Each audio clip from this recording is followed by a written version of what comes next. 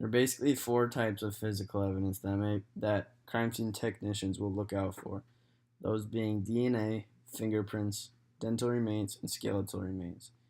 These four are what they need to find in order to put a strong case in court together. The process of a crime scene can get pretty complex, which is why they should be careful to be very thorough and take their time. The first step of a crime scene should be to clear the area.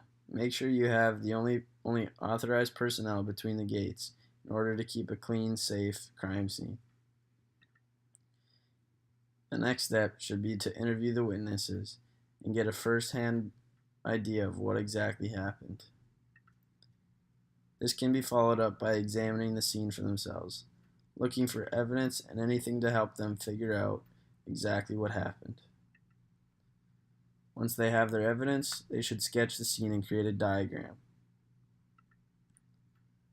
The next step would be to photograph everything to make sure that if anything moves, they will know about it because they have a photograph to prove it. Collecting your evidence is very important, as you want it as fresh and pristine as possible and certainly don't want it getting ruined. These three classifications can give the authorities a better idea of exactly what happened at a shooting.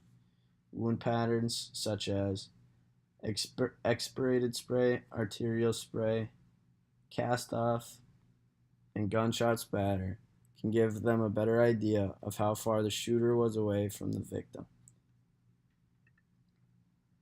GSR stands for gunshot residue patterns. Basically, the authorities will look for the presence of certain materials on the hands and clothing of a subject in hope of determining that this individual may have discharged a firearm. Projectile trajectory is defined as a motion experienced by an object or particle that is thrown near the Earth's surface and moves along a curved path under the action of gravity only. This simple technique is used to reconstruct the events of a shooting and hopefully give a better idea and indication as to what actually happened after the discharge of the weapon.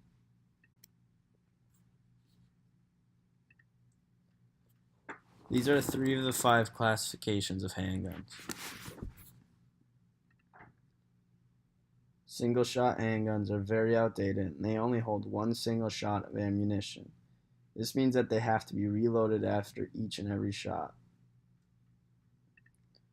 A revolver is also exactly as it sounds.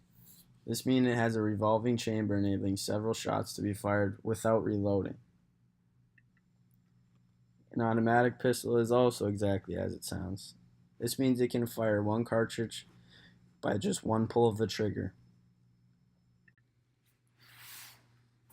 If blood is dried at the scene of a crime, that does not mean that it is useless.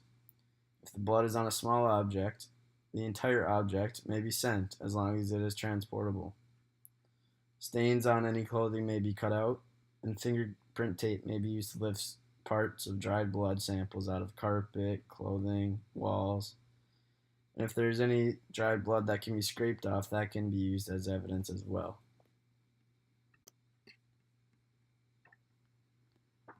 An explosive train is defined as a sequence of events that triggers and detonates explosive. Typically, very large and dangerous explosives are hard to detonate.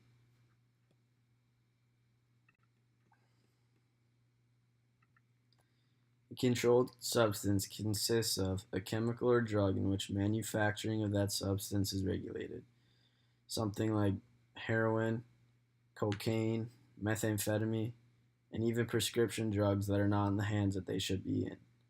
The Controlled Substance Act was put in place to regulate these rules and keep potentially dangerous substances out of the wrong hands and keep them in the right ones.